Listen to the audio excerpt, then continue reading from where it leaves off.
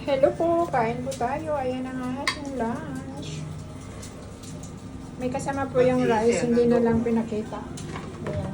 Ayan na. Kain tayo. Kain po tayo mga kanamang. Kumain na ni mahal niya.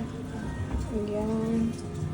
Salad and uy, gumulong. Buhay pa yung isda. Sorry naman. Buhay pa yung isda kasi gumulong.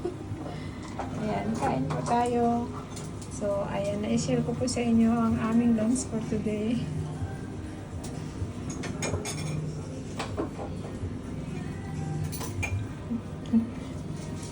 Ayan po. Let's eat mga kadabarkers sa ating lunch na hapon na. Kasama na yung merinda.